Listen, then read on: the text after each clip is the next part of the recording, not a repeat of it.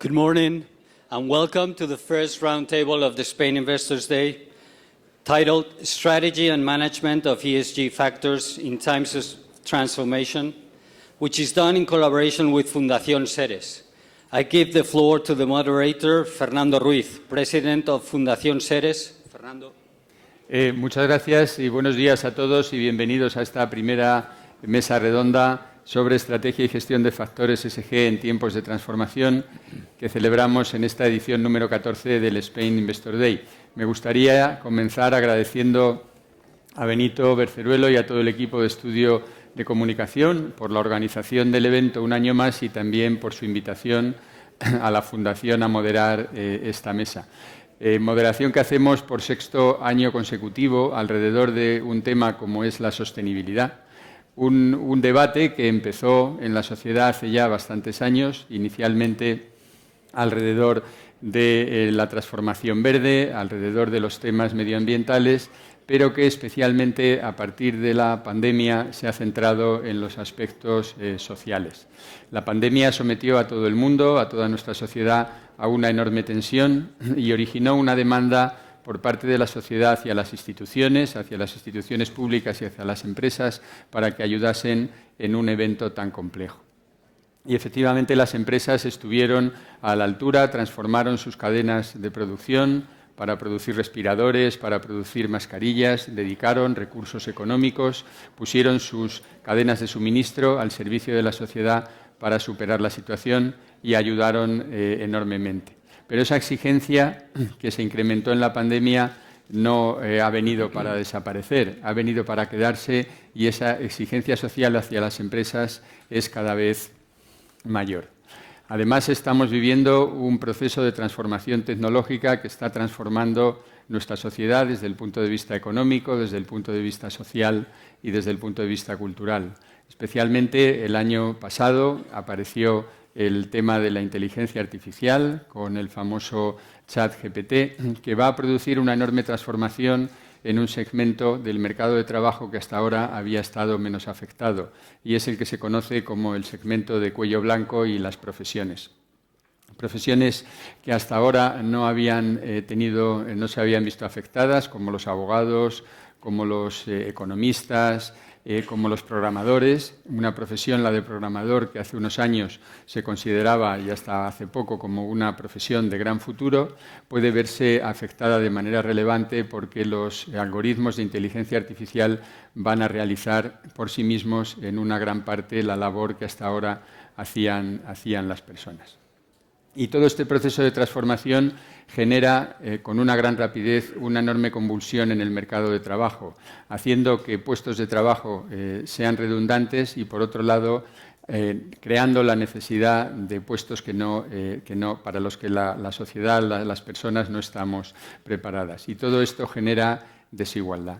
El proceso de transición medioambiental también genera muchas distorsiones y este proceso genera ganadores y perdedores. Y la demanda de la sociedad hacia las empresas es precisamente que colaboren con las instituciones públicas para que consigamos que esta transición tenga los menores efectos negativos posibles. Y para hablar de todo eso estamos hoy aquí y contamos, como ya se ha anunciado, con la presencia de José Bogas, consejero delegado de Endesa, Josep Oliu, presidente del Banco Sabadell, Javier Hernani, consejero delegado de Bolsas y Mercados, y José Carlos García de Quevedo, presidente del Instituto de Crédito Oficial. A los cuatro les agradezco mucho el que estén hoy aquí.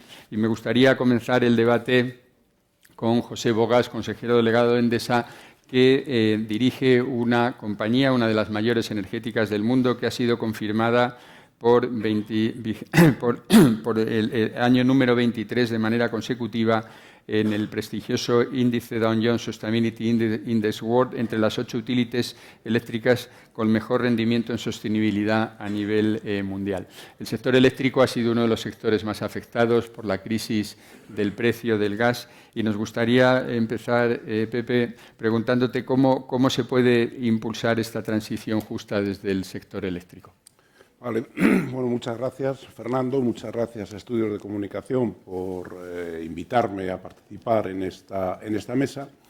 Y, bueno, decir en esto de la transición hacia una economía descarbonizada, que es un objetivo absolutamente irrenunciable en el sentido de que nos estamos jugando el futuro del planeta, el sector eléctrico tiene un papel fundamental.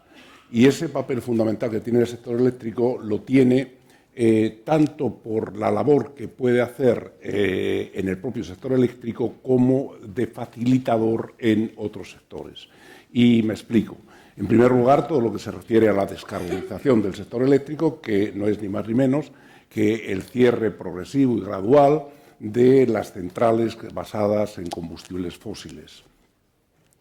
Prácticamente el carbón en España está ya totalmente cerrado y supongo que la década de los 30 será el periodo donde poco a poco los ciclos combinados, las centrales basadas en gas irán cerrando o irán siendo sustituidas.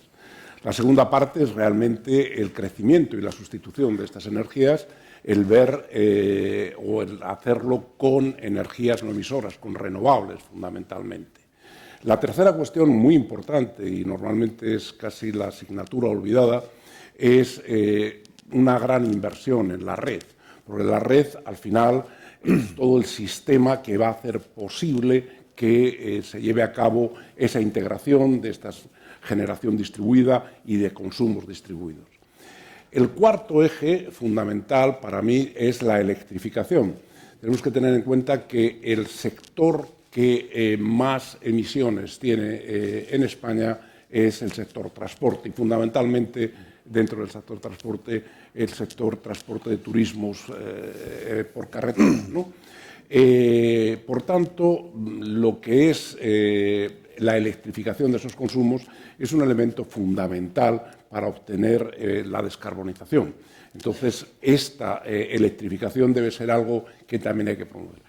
Y lo último que diría yo es que todo esto, y si no las cosas no serían, no las alcanzaríamos, se tiene que hacer en un entorno donde, aunque no sea el impacto de la inteligencia artificial generativa, pero es un impacto de hacer coparticipar y sentir que tanto las comunidades locales como el empleo local que se creaba, esta gente perciba este cambio como un cambio positivo, como un cambio que incluso les va a llevar, no negativo, les va a llevar a una situación mejor en el futuro. Todo esto es difícil, pero si no consigues eso, los cambios son mucho más difíciles de llevar. Y luego yo diría que desde el punto de vista de lo que son también inversores, bueno, pues los inversores se están fijando mucho en lo que es la transformación tecnológica hacia un sistema, en este caso sistema energético, más sostenible. También se están fijando, cómo no, en lo que son los nuevos productos y servicios que tienen que ver con la eficacia y que tienen que ver con una economía circular, pero también cada vez más, porque surge, y aquí en España, pero en otros países, una cierta oposición a esas renovables, lo que se está buscando es, yo diría, la licencia social. La licencia social es ese diálogo que tiene que existir para poder llevar a buen puerto esta transición. Con todo y con ello, no nos olvidemos nunca de la parte económica. Lo digo y lo repetiré incluso durante esta mesa, que para que todo esto al final vaya adelante tiene que ser competitivo para el cliente. Es decir, al cliente no le puedes convencer que cambie a una determinada energía o una determinada forma de hacer las cosas si no es competitivo con respecto a lo anterior. Y tiene que ser, que a veces nos olvidamos, rentable para el inversor. Si no, por mucho que hagamos. Entonces, los fondos de inversión, los inversores, etcétera, aún buscando todo esto que tiene que ver con el ESG, todo esto que tiene que ver con la descarbonización, pues te vienen a decir, y cada vez más, bueno, el valor se le supone, como en la mili, ¿no? El valor se le supone, es decir, tiene usted una cuenta de resultados buena, tiene usted un balance fuerte, tiene usted unas perspectivas de crecimiento, está usted en un entorno regulatorio tranquilo, predecible, con certidumbre, etcétera. Y además, bueno, pues entonces, si todo esto está bien, vamos a hablar del otro. La sostenibilidad empieza también por la sostenibilidad económica de las empresas. No nos confundamos. Las inversiones tienen que ser rentables para el inversor y también competitivas para el cliente. Muchas gracias, Pepe. Efectivamente, el tema del permiso social o todo lo que gira alrededor de la reputación y la imagen es un aspecto clave. La banca es precisamente un sector que desde la crisis del 2009-2010 sufrió muchísimo desde el punto de vista de su imagen y desde entonces ha ido recuperando posiciones lentamente. Es verdad que no, en mi opinión, se le ha reconocido suficientemente todo lo que está haciendo. Tuvo un comportamiento excepcional en la pandemia y tiene multitud de acciones que muchas veces no son suficientemente reconocidas. El Banco Sabadell es un ejemplo en este sentido. Este año ha sido uno de los ganadores de los premios que otorga la Fundación Seres por una iniciativa sobre gestión de vivienda a través de una sociedad que se llama Sogeviso, que ha proporcionado soluciones habitacionales desde hace ya bastantes años a miles y miles de familias que estaban en una situación precaria. Pepe, tú eres uno de los mayores, de las personas con más experiencia en el sector bancario en la actualidad y llevas muchos años preocupado por este tema. ¿Cuáles son, en tu opinión, las claves para construir modelos de empresas sostenibles? Bueno, nosotros, la banca, de alguna manera nuestra función social siempre es la misma, es canalizar el ahorro de las personas hacia inversiones productivas, inversiones rentables y que por tanto son fuente de progreso. Esta es nuestra función social tradicional. Dentro de esta función social está el análisis de los riesgos y de los riesgos que hacen que la inversión que nosotros realicemos, pues con unos debidos y necesarios elementos de error, pero que no sean superiores y que por lo tanto todos los créditos sean retornables, ¿no? Esta es la función tradicional, lo que ha hecho la banca, ¿no? Con periodos en que ha tenido más éxito y periodos en que ha habido pues, dificultades probablemente no previstas a su debido tiempo. Actualmente la sociedad está, como decía antes Bogas, estamos en una situación en la cual hay unos riesgos nuevos, ¿no? Y yo creo que el papel de la banca es también incidir en estos riesgos nuevos. Son, primero, el cambio climático, y como consecuencia del cambio climático, la actuación general, política y de todas las empresas en el sentido de hacer y de conseguir unos objetivos que se han montado a nivel internacional de reducir las emisiones de CO2 que están detrás de la causa de los cambios climáticos. Bien, este es un primer elemento que es un riesgo y, por otro lado, una necesidad. Ahí el papel de la banca es fundamental. Y es fundamental, en primer lugar, porque obviamente hoy ya nosotros contemplamos las diferentes empresas desde dos ópticas. No solamente la contemplamos, lo incluimos dentro de nuestros expedientes de riesgos, dos elementos que antes no incluíamos. Uno es qué riesgo, aparte de los riesgos económicos, financieros, de que no puedan vender, de lo que sea, qué riesgos desde el punto de vista climático pueda tener una empresa que otras no puedan tener y si esto lo tienen bien. Y por otro lado, hay el otro, que es cuál es el afán y el camino que cada una de estas empresas están recorriendo, sobre todo aquellas que son más importantes desde el punto de vista de emisiones de CO2, cuál es el camino que están haciendo en la transición ecológica. Y los bancos, pues, tanto por convencimiento como por regulación, estamos considerando el proceso y controlando y viendo el proceso de transición ecológica de todas nuestras empresas. Las energéticas como más importantes, pero el sector de la minería, del acero, del automóvil, etc.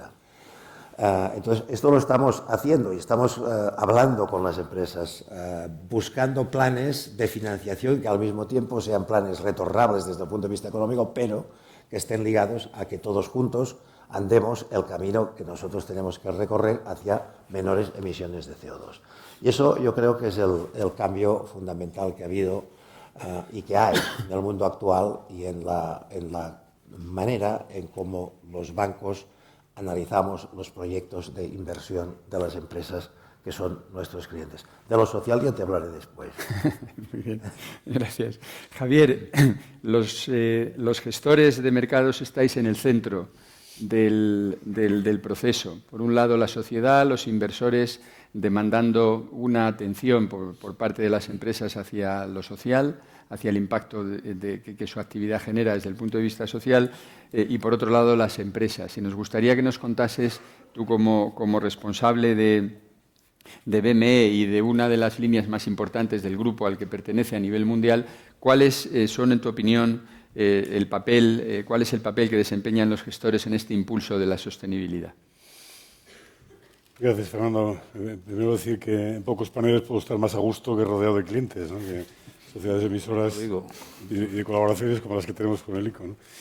Yo creo que los mercados juegan un rol fundamental en todo esto. Yo creo que a las alturas en las que estamos, yo creo que la fase de convencimiento ya la hemos cumplido. O sea, la fase de prédica ya la hemos cumplido. O sea, yo creo que cuando nosotros hablamos internamente en el grupo, de lo que hablamos es de ya estamos convencidos, ¿qué hacemos? ¿No? Que es cómo hacemos, no me presentes ningún PowerPoint más, ¿qué hacemos ahora? ¿No? ¿Qué hacemos para contribuir a que la sostenibilidad sea una realidad? ¿No? Y yo creo que, en primer lugar, los mercados son la fuente de financiación, es decir, lo que José Bogas decía ahora mismo, que todos habláis de inversión, esa inversión en parte, seguramente, una parte importante para que esa sostenibilidad sea posible, esa transición ecológica, se financiará en los mercados, seguramente, de alguna manera, renta fija, renta variable, pero todas las empresas sujetas a procesos de inversión en esta transición utilizarán los mercados de manera muy intensa, ¿no? Estoy seguro de eso.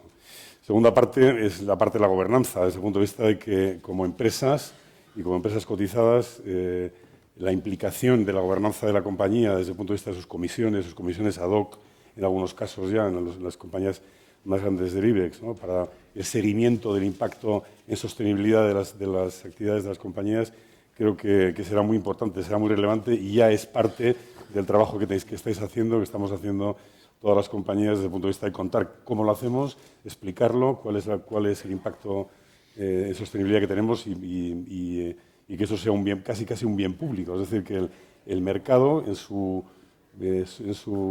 función de transparencia e información, proporcione a la sociedad también cuál es la contribución a la sostenibilidad de todas las empresas que emiten, que son emisoras de renta fija y de renta variable dentro del mercado. Creo que eso es absolutamente fundamental y que servirá enormemente para muchas cosas, sobre todo porque, como decía al principio, yo creo que esto está ya aquí.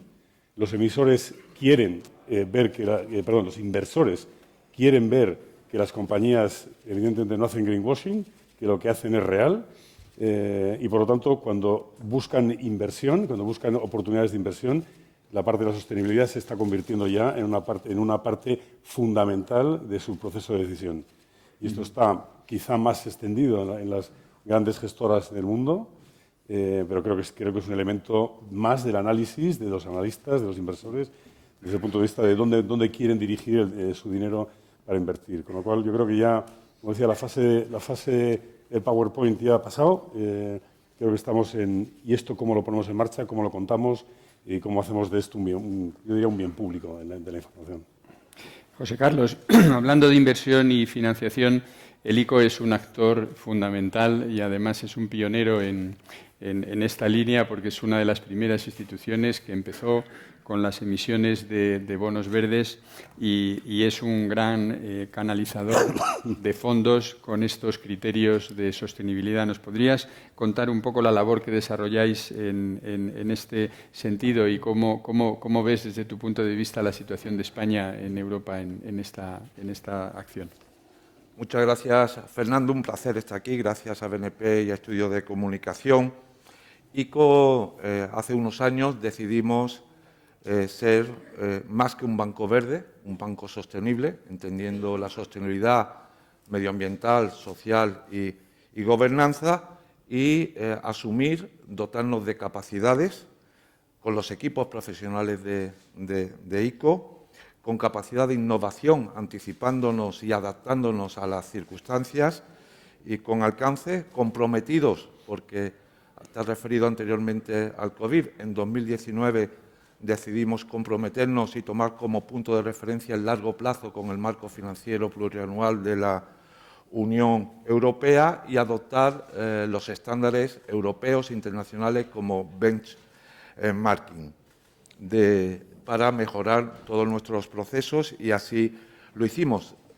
Emitimos el primer bono verde, somos un emisor de referencia desde hace años en bonos sociales, y diseñamos una estrategia a largo plazo, 2022-2027, donde tomamos como marco de referencia, ya en pleno COVID, el marco financiero plurianual y los fondos Next Generation. Nos acreditamos como Implementing Partner y alineamos nuestra política de sostenibilidad, no solo con los Objetivos de Desarrollo Sostenible, el Acuerdo de París y el Pacto Verde Europeo, sino con todo lo que se estaba planteando en la Comisión de la Unión Europea, de tal forma que el 40% de nuestra nueva actividad crediticia o de capital va a ser sostenible, sea medioambiental o social.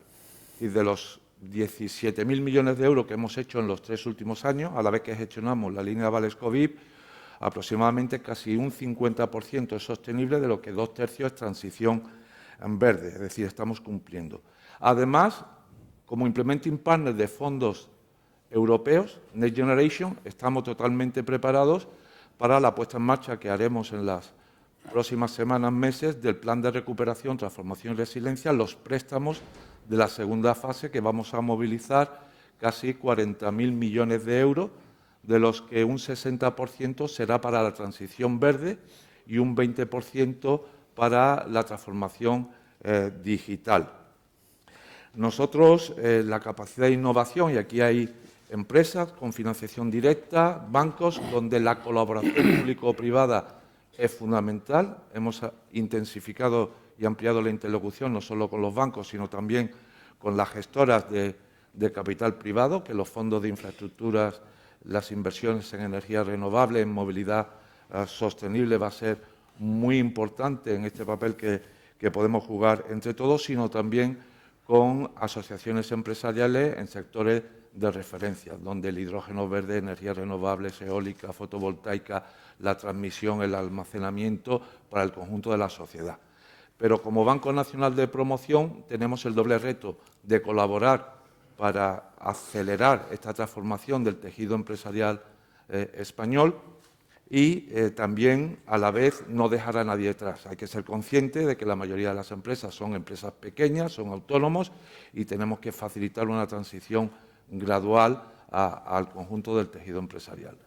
Esas capacidades las hemos desarrollado, hemos innovado, tenemos préstamos ligados a indicadores de sostenibilidad, tenemos préstamos verdes, tenemos fondos de sostenibilidad e infraestructura para inversiones en capital en general, y todo en colaboración público-privada. Y desde el ICO siempre con incentivos positivos, es decir, aquellas inversiones y proyectos que sean más verdes tendrán más plazos, más carencias y menor coste de financiación.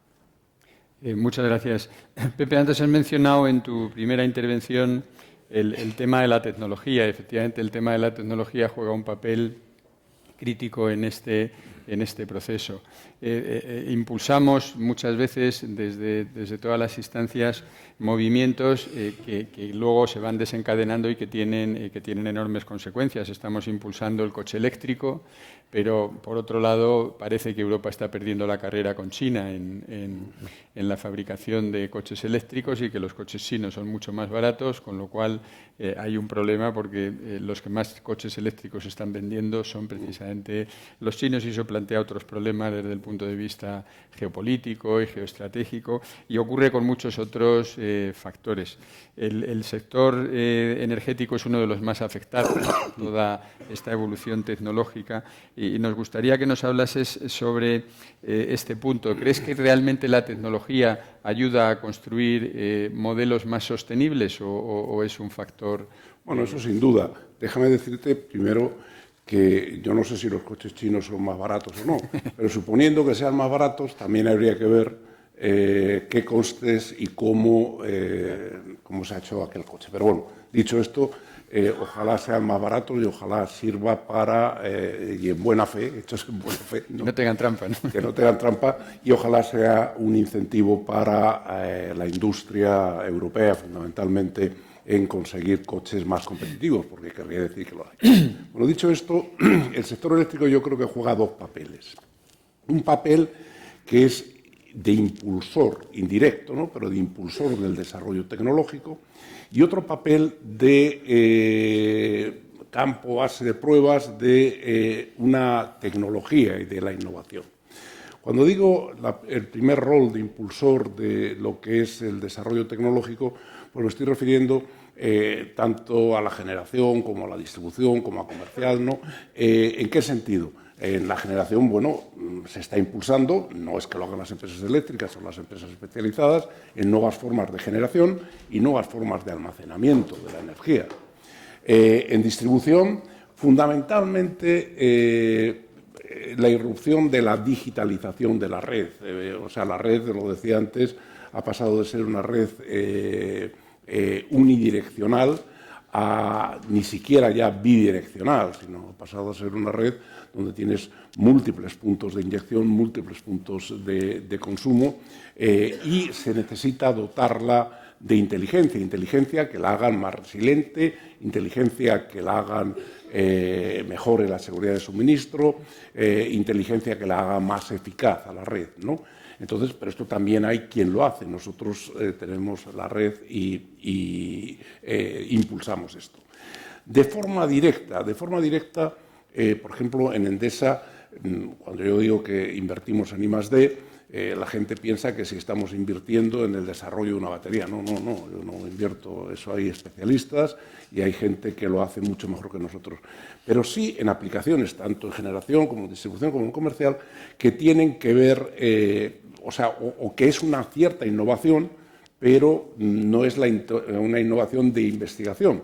Y por poner algún ejemplo, tenemos desde lo que es el gemelo digital, por ejemplo, en la red de distribución, con lo cual lo que podemos hacer es reproducir distintas situaciones que pueden ocurrir en la red sin afectar al cliente y ver cómo.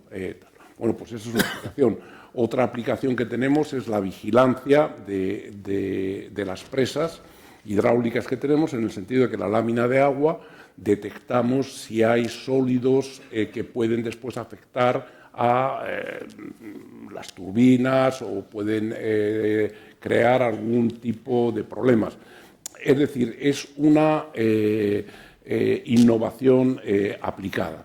Por tanto, el sector eléctrico tiene esa función de facilitador y de impulsor de otros, muchísimo, de aplicación de esa tecnología o de esas tecnologías de una forma innovativa.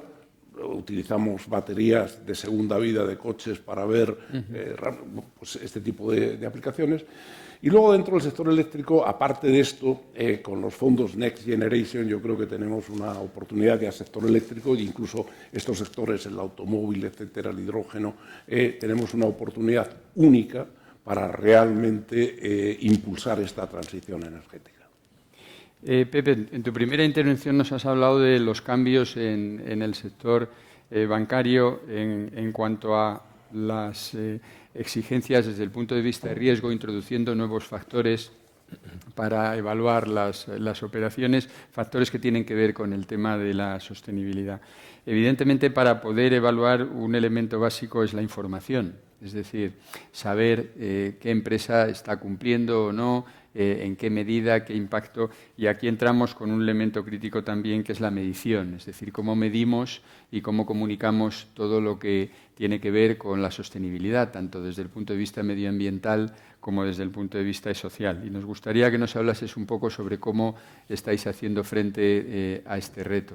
Bueno, hay una taxonomía europea y hay unos marcos determinados por un task force para establecer, digamos, unos estándares comunes a la hora de poder medir y ver los efectos en la transición energética. Hasta yo me quedo sorprendido de dónde hemos llegado ya en el proceso de medición de estas cosas. Es decir, nosotros tenemos un compromiso sostenible. El banco ha puesto y ha publicado un compromiso sostenible, y este compromiso sostenible se basa en uno de los elementos. Uno es movilizar financiación en temas, digamos, energéticos. Nosotros hemos movilizado solo en el tercer trimestre más de 12.000 millones en financiación que es considerada desde la taxonomía europea financiación, digamos, favorable, verde o favorable a la transición energética. Esto antes no lo sabíamos, ¿eh? Ahora ya sabemos porque todas las inversiones se califican de esta manera. Pero en el compromiso con el objetivo del año 30, en cada uno de estos sectores tenemos unos objetivos cuantificados que se cuantifican en términos de toneladas de CO2 emitidas por cada uno de estos sectores y los objetivos de reducción de estas toneladas. Y entonces, es decir, ¿cómo podéis? Y el conjunto, para nosotros, decimos, nuestra financiación, si ahora tiene esta financiación es responsable de tantas toneladas de CO2, para el año 30 tiene que tener una responsabilidad menor. ¿Cómo lo conseguís esto? Pues obviamente, y esto me parece que Pepe Bogas lo dijo, en todo este proceso de la transición el tema de la economicidad, de la rentabilidad, de la viabilidad, de la prudencia es fundamental. Y por lo tanto hay que saber, en un diálogo permanente con las empresas, desde nuestro punto de vista bancario, con las empresas y por otro lado con las propias autoridades que las empresas también tienen, que se establezcan unos objetivos de reducción y unos compromisos conjuntos que tengan sentido, que puedan ser viables. Nosotros tenemos a nivel de banco un compromiso de reducir nuestra emisión indirecta a través de las empresas que son nuestros clientes, las emisiones de CO2, y están cuantificadas, esos son los objetivos de reducción cuantificados. ¿Cómo lo hemos hecho? Pues porque nosotros tenemos unos equipos especializados por sectores, los 6 sectores a los cuales tenemos un compromiso, ¿no? Tenemos equipos especializados que junto con los equipos de riesgos y con los equipos comerciales, cuando van a ver a las empresas, han hecho el ejercicio conjunto de empresa por empresa, ver cómo se va a comportar esta empresa en cuanto a emisiones de aquí al año 30. Esto se puede hacer y se ha hecho con las grandes empresas, las grandes empresas energéticas, las grandes empresas digamos, petroleras o de gas, con las empresas del automóvil. El tema que es más difícil, y este es el que nosotros como banco principalmente, digamos, de los bancos líderes en España como banco de pequeña y mediana empresa, cómo se consigue también hacer eso. Y eso es más difícil desde el punto de vista cuantitativo. De momento estamos en la fase en que estos equipos que tenemos en el banco especializados en temas digamos, de fomentar y de vigilar la sostenibilidad. Digo, fomentar por un lado y vigilar por el otro para que no se queden fuera de mercado y fuera de competencia en el futuro, que eso también puede pasar. Pues estos equipos hacen seminarios, cuestiones, e intentamos nosotros ya directamente medir un poquito cuál es el impacto medioambiental de empresas pequeñas, que es mucho más difícil. Por lo tanto, ahí tenemos una cuestión más complicada. La pequeña empresa, desde el punto de vista social, se considera inversión social en muchos países, y por lo tanto ahí también tenemos esta duplicidad. Hay que ver la inversión en pequeña empresa, que es el sostén de nuestra base económica fundamental y de nuestro tejido empresarial y de nuestro crecimiento, y hay que ver cómo estos también se unen al carro de las grandes empresas. Yo creo que ahí se ha hecho mucho, hay un marco de financiación por parte de nosotros y sin duda del resto de los bancos, todos tenemos un marco que es un marco de financiaciones sostenibles, tenemos un marco de actuaciones y también una visión a medio plazo de por dónde va a ir la rebaja de emisiones y, por lo tanto, la financiación es el gran instrumento que necesitamos. Yo en eso estoy totalmente y este es un objetivo de un alcance tan global, por decirlo así, que, como decía el presidente Lico, ese es un tema en que lo que no valen son ni las desconfianzas ni la falta de diálogo entre las autoridades públicas, las empresas privadas y los bancos. Estamos todos en el mismo carro, y para estar todos en el mismo... ¿qué pasa? Es que no va muy bien el micro. Estamos todos en el mismo carro, y en este carro el diálogo, la fijación de objetivos comunes, el sentarse a hablar todos y individualmente, esto es lo que nos va a llevar al progreso económico y social hacia una transición ecológica sostenible.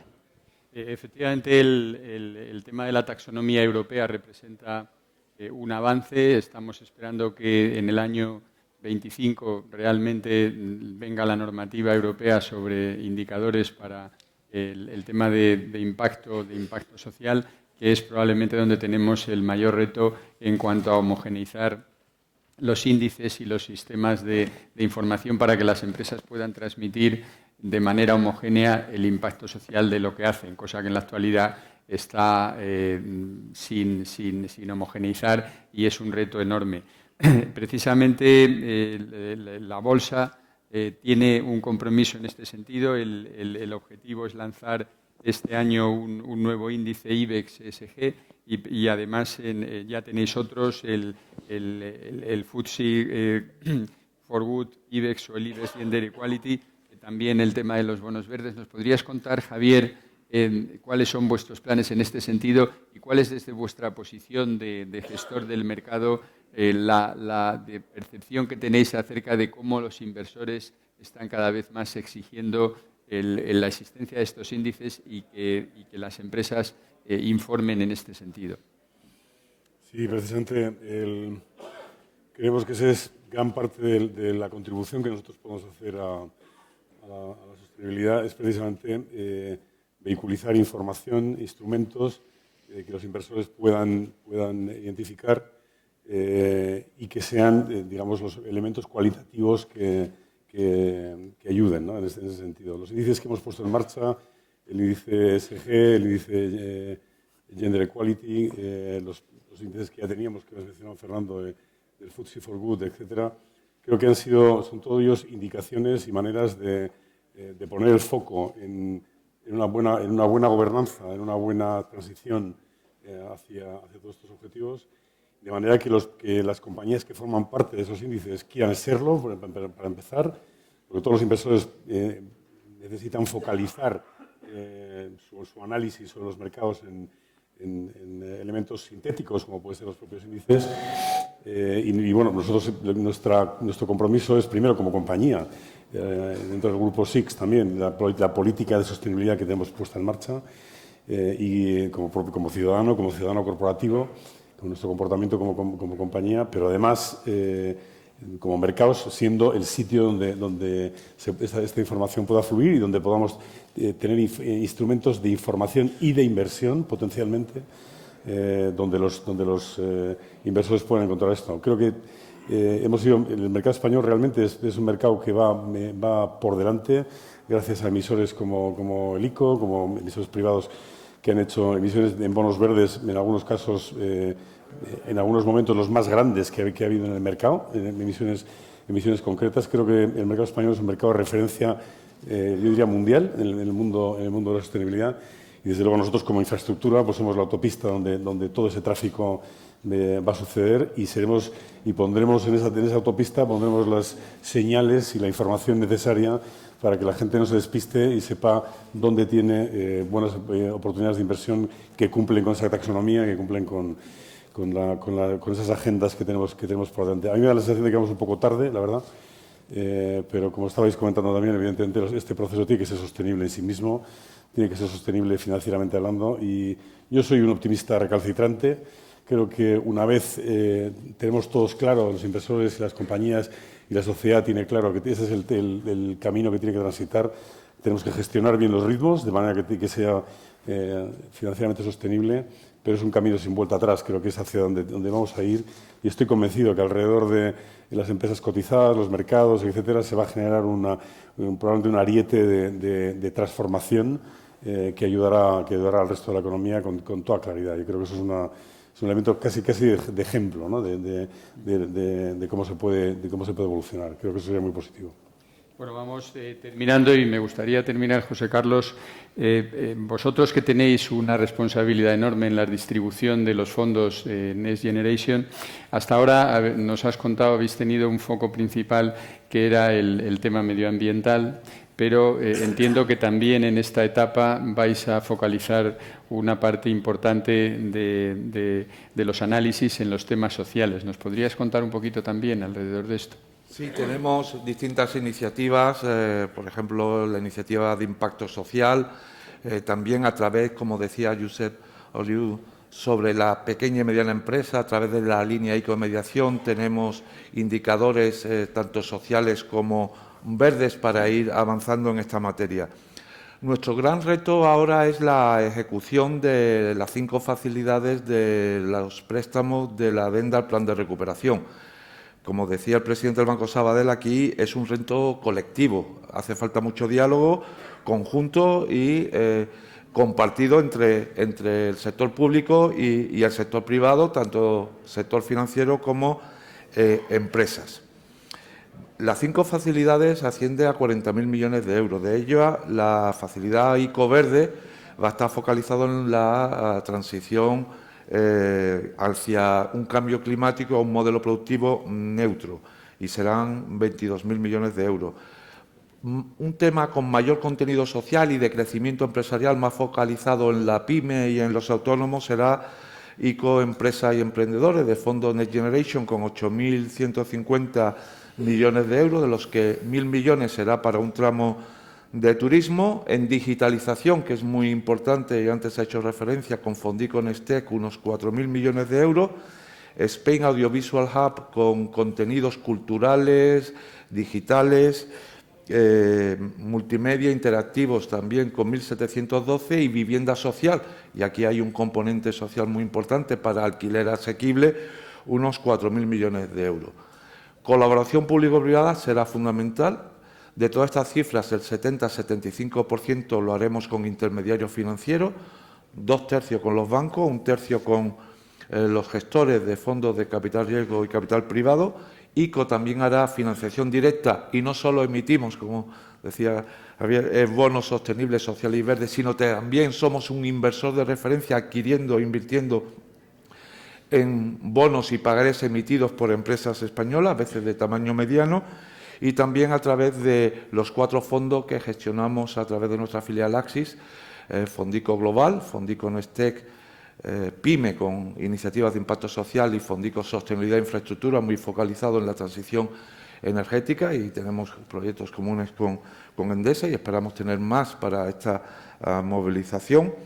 Y en total en Axis estamos gestionando activos por casi 12.000 millones de euros, incluyendo los 4.000 de Fondico Nestec. Estos son los 4 instrumentos, está todo en marcha y pronto lo veremos en el mercado.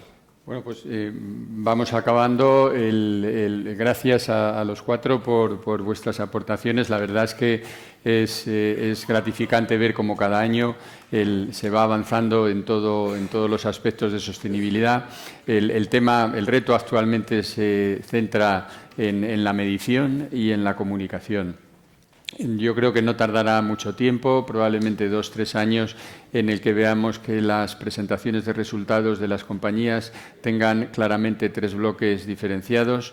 Uno, el financiero, que ya existe, pero luego habrá otros 2 bloques que irán ganando cada vez más importancia, que es el impacto medioambiental que generan y también el impacto social. Para eso tenemos que seguir avanzando en homogeneizar índices y tener mejores instrumentos para comunicar.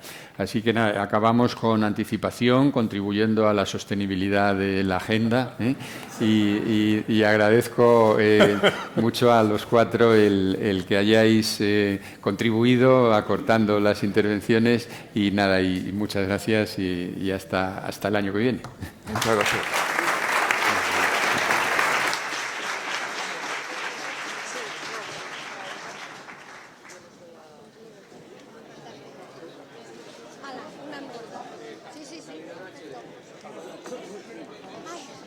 ¿Estás tú de presentador en todas las mesas? Sí. Madre.